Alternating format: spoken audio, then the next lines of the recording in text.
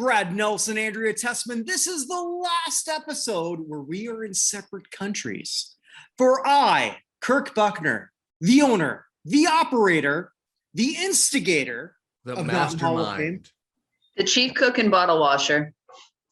I thought one of you was going to say the head masturbator, but that's pretty much a given. Do we really need to say that, Kirk? I am married, happily Yeah. married. Flex your arms. Which one's bigger? Okay, moving right along.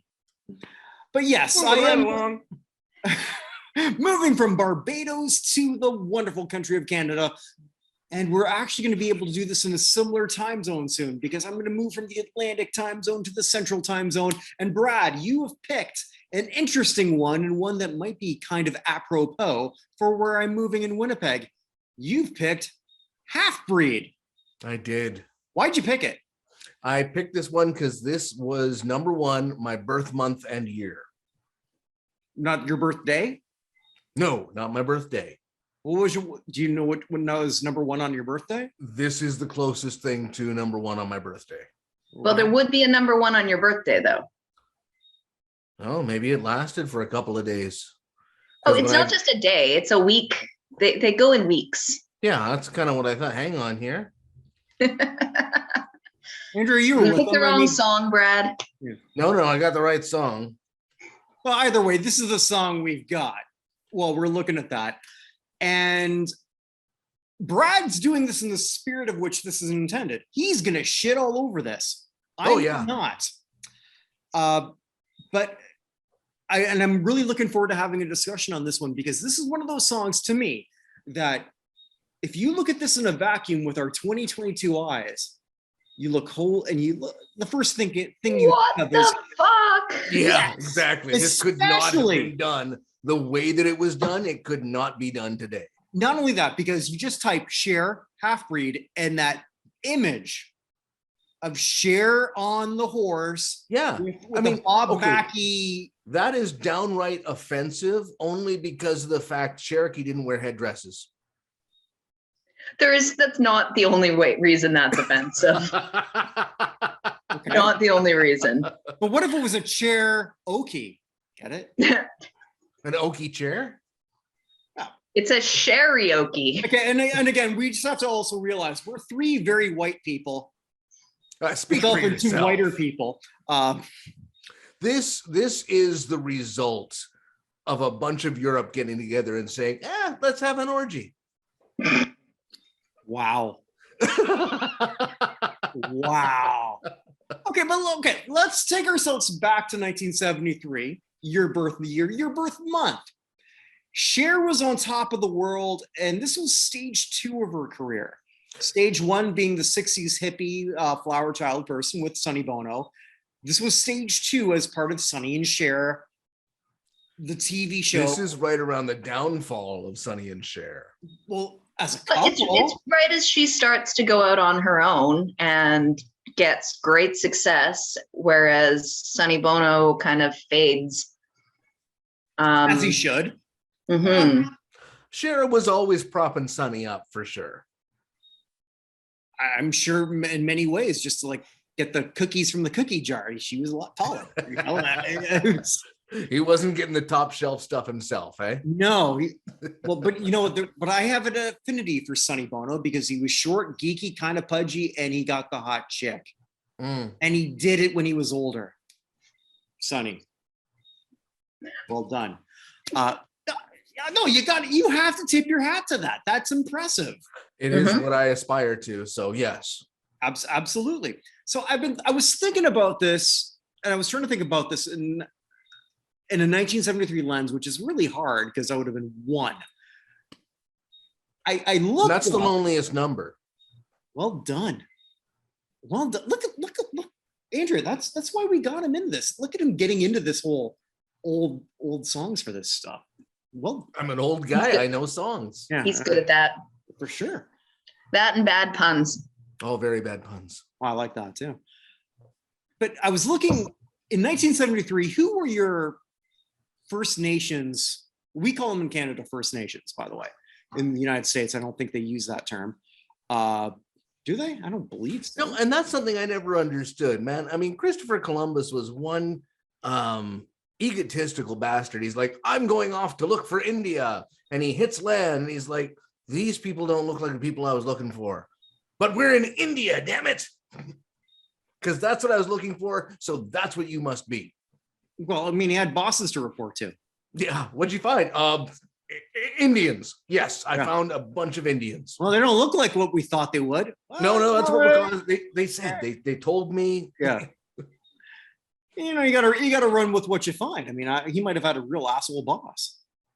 So from a Native American person, I outright asked that we were doing an awareness thing at work with a workshop facilitator, and we asked her, like, there's so many different terms. What is the preferred term to use? And she said, you know what? You need to ask what they prefer. There are some elders that still prefer to be called Indians. There are some that would prefer to go by Indigenous or Native North Americans.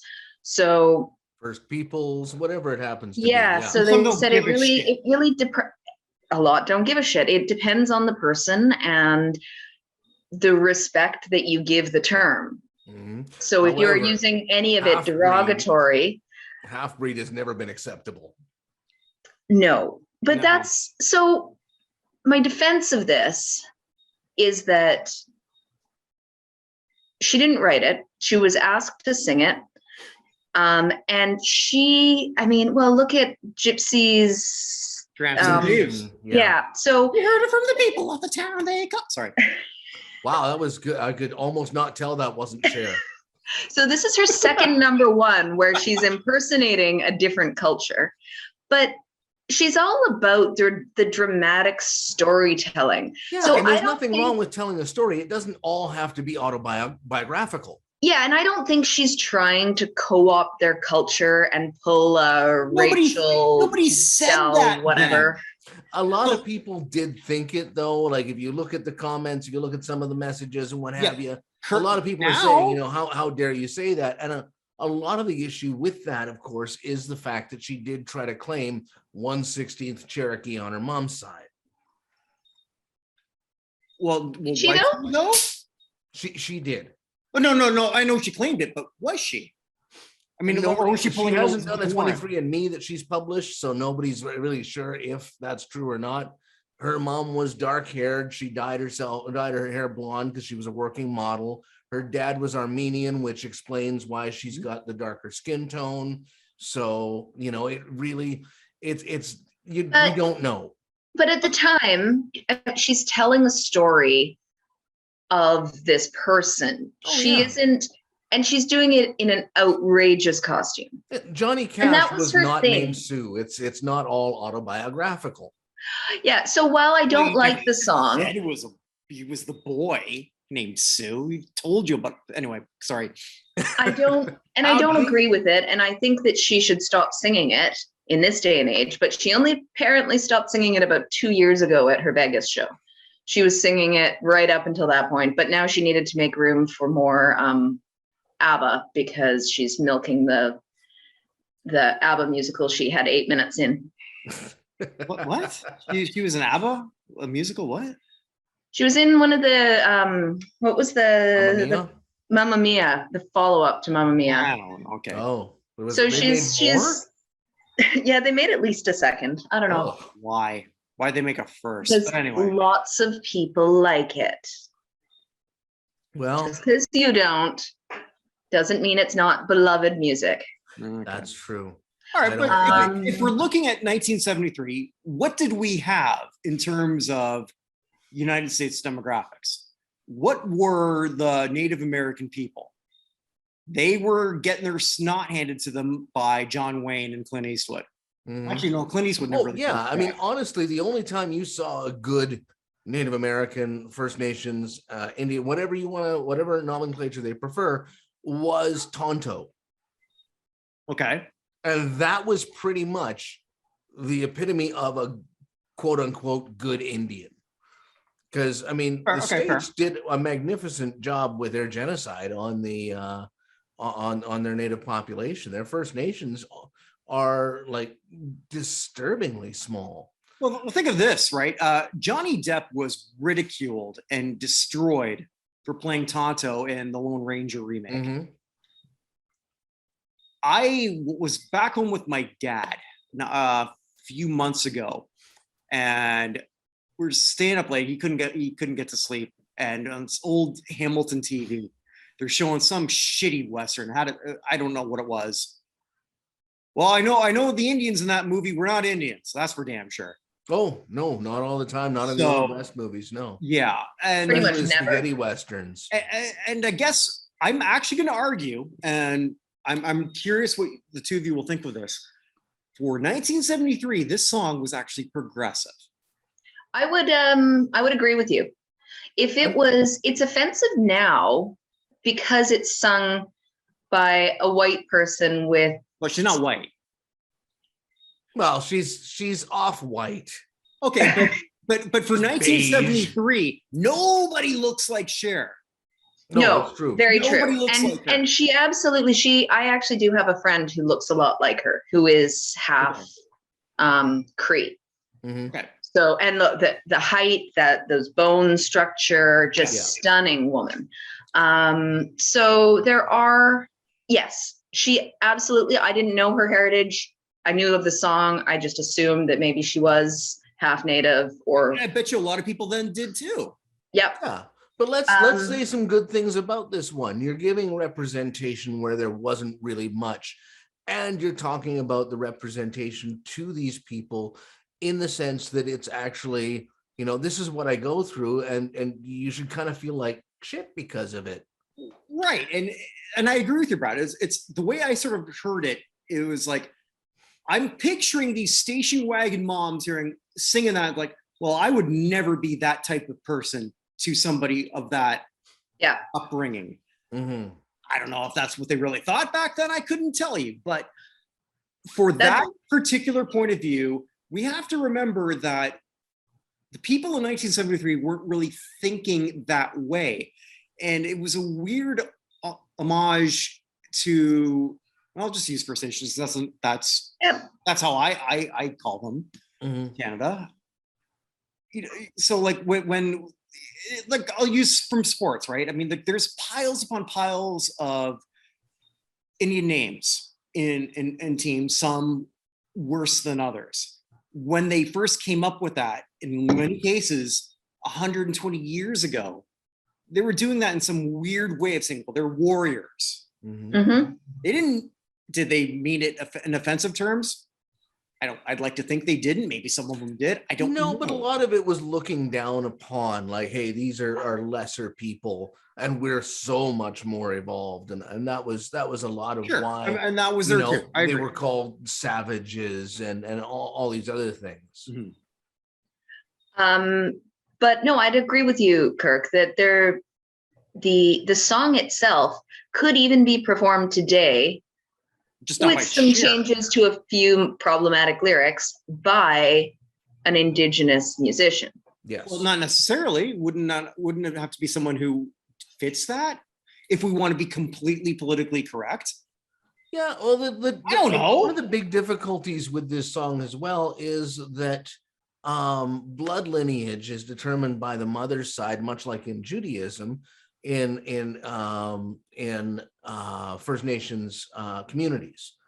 So my father married a Cherokee woman, it says in the lyrics there, and then she was born from it, and her tribe, the Cherokee tribe, wouldn't accept her, which they would have because it's on her mom's side, so she would have been accepted there. So the guy didn't do a lot of looking into actual native culture. And then on top the of reality is they would have been less likely to accept her if it was her father in the tribe that impregnated a white woman versus the other way around. But because the children are always raised by the mother mm-hmm. and the village, the community. But so so the fact is, she would have been considered full-blood native at that point. But then you look at the white people end of things there as well, and you've always got, if you're mixed race, black and white, you're considered to be half black. You're never half white. You know, it's half Indian, half black, half Chinese, whatever it is. When you look at it, because you look traditionally, we looked at that with a colonial lens. I was going to say, I think we're seeing that because we are on the white side of that equation. And you do hear a lot of stories, especially in the 60s, 70s, 80s even, where ethnic communities would not accept people of mixed lines absolutely. as well. So I'm sure that the whites are much worse for it because it's generally a lot more obvious. It's a lot Andrea, harder. you need to use our proper names for that and call us crackers. It's a lot harder for a mixed race, darker skinned person to pass as white than it is for them to pass as whatever their darker skin. We're three people that cannot possibly talk about this. No, we can't. So let's go to the song itself. Before, Brad, you joined us. Andrea, this is by the music is the background of the Wrecking Crew. Yes. So that Andrea and I had talked about before. So the Wrecking Crew, for those not aware, pretty much if you listen to something that seems highly I don't want to say overproduced, that's not quite accurate. If it's a tight band behind a single named singer, chances are it's the Wrecking Crew. Yeah, or like within the 60s and 70s, this was the group. So musically, it's awesome. I honestly think it's I read one review that kind of called it a pre-disco. They gave it a pre-disco vibe. It has a bit I got of that too. It's got a disco feel before disco was a thing. I also like that kind of tribal beat they've got going on. Like at the if you like that, you got to look up the Who. The Who? HU. It's a Mongolian group that is amazing. But anyway, you just was there like a bet for you to get that in at some point? No, but if you like that drum beat and the way that rhythm carries, yeah. I was also thinking more too, like from this, like the 73 lens. I could be off on the year, but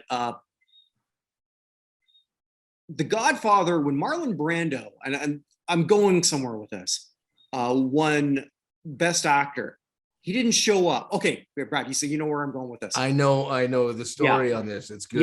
Yeah, and because I was trying to look up like who were the First Nations or Native American stars of the early 70s.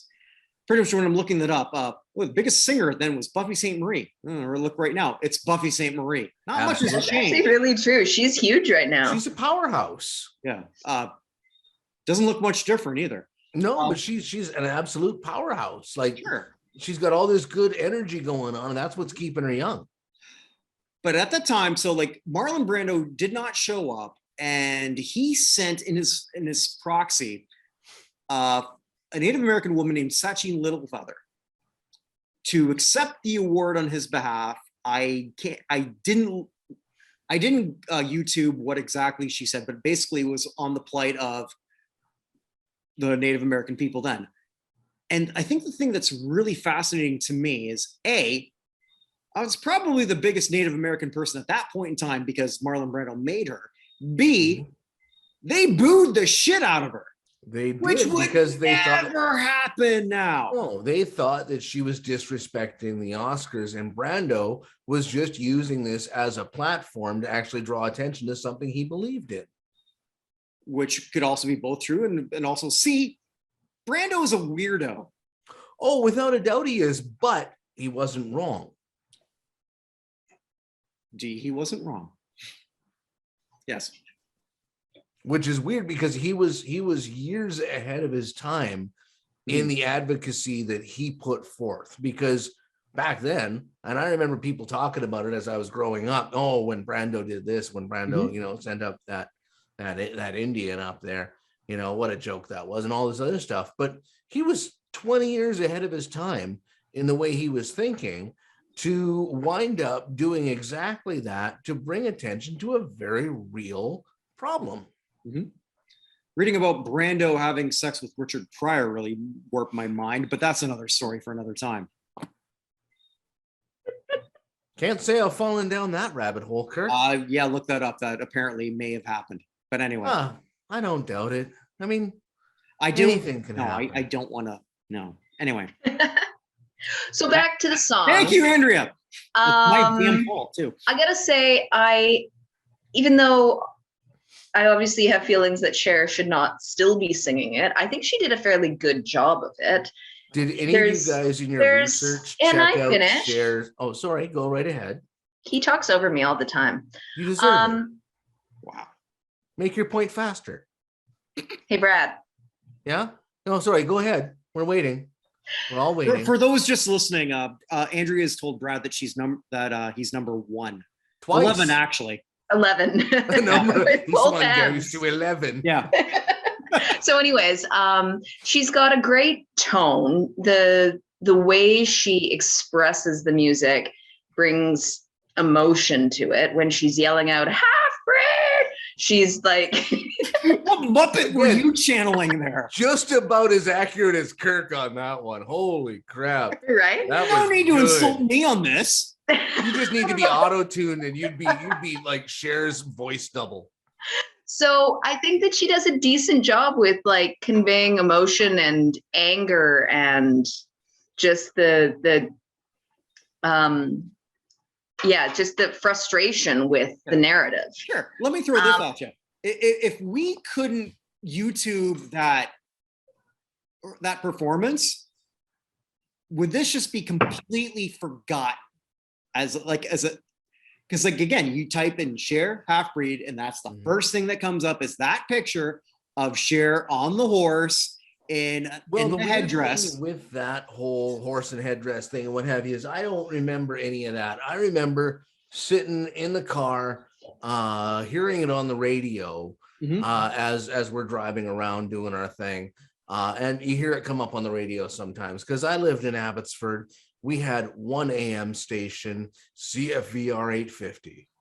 And it was, it would come up on occasion. And so you hear this. And from the very beginning, I didn't like Cher's voice. Now I can respect it, other than the auto-tune bullshit. But did any of you in your research, when you're going through all of this, did you come across her Twitter feed? Yeah, where she goes off about the half-breed, and then the Pussycat Dolls girl. Well, not even a Pussycat Dolls girl. She was rejected before she even made it to be a Pussycat doll. Oh, really? Yeah. I don't know any of them, so I didn't know that. I was Cher's feud with the Pussycat Reject. Yeah. So the Pussycat Reject, let's just give some background here, was Trump's Indigenous or Native American, the actual title was the National Diversity Coalition for Trump as their Native American ambassador. Okay, let's do that as Trump. I just got my hair, so I can't able to prove any Native American heritage. Don't you wish your squaw was as good as mine? That's not bad. Thank you. So okay, I was doing that as Trump. I was not being offensive. It's not Alec Baldwin level Trump. Okay, I'm sorry. What should I shot? Should I have shot someone? Shoot someone first, then do it. Then we'll know. Okay. So, anyways, So, this girl decides to take up the mantle of half-breed as her term, saying, if it's not offensive if it's a slur that we're taking back. We do have a friend who is Indigenous Métis person, and he will occasionally make jokes about being a half-breed. So, you know what? They're welcome to use the term to refer them to themselves if that's what they want to do. But considering that this woman is probably not actually Native is perhaps problematic. I'm sure it's something Trudeau would say that he is. I mean, I'm sure Trudeau looks at that costume that Cher had and said, I think I've got something similar in my closet. By the way, Trudeau versus Buchner 2023, let's make it happen. Boom. Anyway. But then Cher was just going off defending herself. As she should. As she should. Yeah, honestly, at that point, what are you going to do? Apologize for something that No, you know what you're going to do? You're going to look at it and go, hey, at the time, it was okay. Now, mea culpa, mea culpa, and just own it and move on. Because and she did actually apologize after. Okay, yeah, but the more you fight against it, the more you deny, the more you say, no, I was right to do this and all this other stuff, the worse it gets for you. When you own it, when if you're you doing that to an it, A-lister, sure. She's doing that to somebody nobody knew who the fuck that was. It's like, who are you, Nat? I'm gonna like stomp you back down. Also, we cannot forget Canadians' country pop princess, or Canada's country pop princess, who also did this song. Shania Twain did this song? Shania Twain did this song in, what was it here? Where she recorded it in 90. It was on her 2001 album, The Complete Limelight Sessions. Well, she is part Ojibwe? Her stepfather is Ojibwe. Oh, well, she's got no native blood in her. She doesn't. Her However, also, if you looked into how natives consider their bloodlines, adoption is a valid way of obtaining native status. So, well, look at that. I was in Sudbury for a weekend, and everyone pretty much that I met just said, "Oh, I remember Shania." Whether they did or didn't, it's like living here in Barbados. I've met like 12 people who say they've had sex with Rihanna. I probably actually met 0 people who have had sex with Rihanna, but 12 people at least who've claimed that. Okay, I guess sort of if I can put a bow on this, unless there's more here. I have one more thing to say. Yeah, please. And it's just, sorry, I don't know, my computer is going weird here. Stop it. The lyrics at the end are really the only ones I find problematic in the whole song. And where she says she left them at 18 and went out on her own, and now she's basically been passed around from man to man. Yeah. I think that there's a lot in this song that could be empowering, and then you finish with that is insulting. Yeah, basically, hey, I'm a half-breed, and so I slutted it up. Well, so is Gypsies, Tramps, and Thieves. Nobody's saying there's good messaging in these songs. Nobody's saying, here's what you take away from this, and that is live your life like Cher. The other thing, too, is she was half-breed. How come she just didn't sort of like, she decided, okay, well, I'm going to go full Indian on this one, but maybe she just could have went full suburban. I'm half-breed. And just could have wore a pantsuit and. Okay, I think the only thing that excuses Cher's costumes are the fact that Cher is always wearing costumes. That's true. She did have everything she wears is so over the top. This is just another over the top costume. And I think we need to talk about the horse for a minute here, because that horse did not panic or change. Like, you got a sparkly lady on your back that you can see through your 180 peripheral vision, and cameras all around, and you sat there like it was nothing. That horse should, I hope, never saw the inside of a glue factory. I'm trying to come up with the right joke. I got nothing. Damn it. Maybe he was just moonstruck. Nice. Thank you. I'll go with that. Don't bump. Okay. Yep. Thank you. Thank you, kids.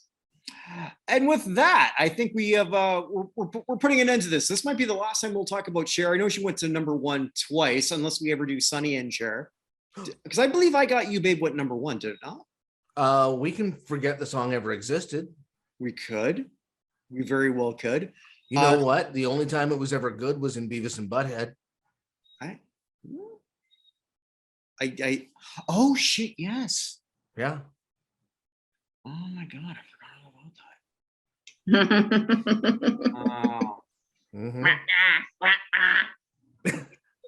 Sonny Bono, though. I mean, think about what he accomplished. That's amazing. I need TP for my bunghole. Bunghole, are you threatening me? Anyway, so do you want to know what we're doing next week? What are we doing next week? 2 weeks. 2 weeks from now. Oh yeah, 2 weeks from now. All right, because you're moving next week. I'm moving I'm moving from the Caribbean to Winterpeg. So, Kirk, are you moving on up to the top? To the top? Yeah, I am. George Jefferson is awesome. Yeah. Georgia Wheezy, baby. One of my early crushes was Roxy Roker. But anyway, Roxy Roker, Helen Willis. I mean, that's another one. I mean, look at that. He had look the fine, slender black chick, and she had the dumpy, nerdy white guy. How am I not going to be attracted to that? Hell. All right, I'm sort of spending too much time on myself here. Andrea, get me out of this, please. So hey, next Kirk, week. Did you write a book? Hey, no, next wait. week. Next 2 weeks. Yeah. 2 weeks. Next show in 2 weeks. We are going to go in the way back machine to 1959, I think. Ooh, okay. Ooh, shit. Yeah. And we're going to look at Bobby Darin's Mac the Knife. Ooh, the shark has. All right. Pearly whites, dear. I was looking at murder ballads, and I was thinking of You got a good song for us.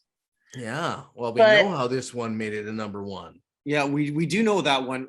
God damn but it. there's so much Spacey. fun. Shit. Oh, yes. Hmm? When Ella did it, oh. Kevin Spacey. We're gonna have to talk about Kevin fucking Spacey now. Yep. Louis Armstrong did a pretty good version of it. I just love this song with how happy people are to be singing about a murderer. Yeah, but it's such a well-arranged song that so many of the great crooners covered it. So I'm not okay. No, we're not going any further. We got stuff to talk about next week. Yeah, or 2 weeks. 2 weeks. 2 weeks. Do it 2 weeks from now. With that, it's now promotion time. Hey, Kirk, did you write a book? I did.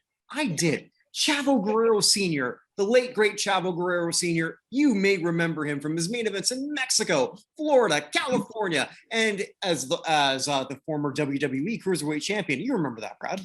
Oh, yes, because I always watch sweaty, oiled up men hugging each other for long periods of time.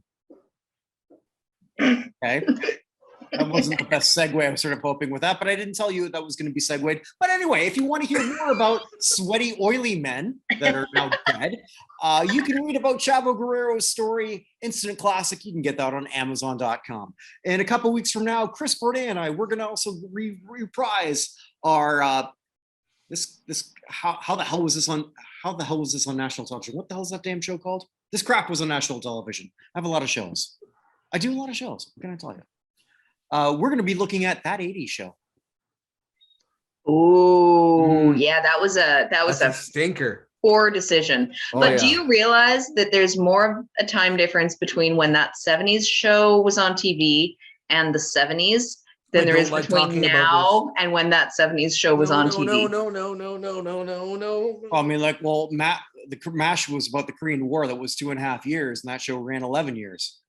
That's fine. It was a great show. It was a damn great show. Yeah, but they ran through the same Asian actors over and over. So does every show. But no, they don't do that now. Back then, there was only 5. Exactly. They had 5 Asian actors. Who else are they going to use? Well, yes, there's that. But that I could do a whole 30 minutes just on things that are wrong with MASH, one of my favorite shows. Yeah. Fair, but you're not. You're looking at that 80s show. Yes, we're looking at that 80s show. It was misogynistic. It was, it had issues, but it was a damn fine show for its time. MASH wasn't misogynistic. Okay, that's gonna just you and I, buddy. Anyway, so I've got that. Evan Nolan and I, we do a weekly show where we look at halls of fame.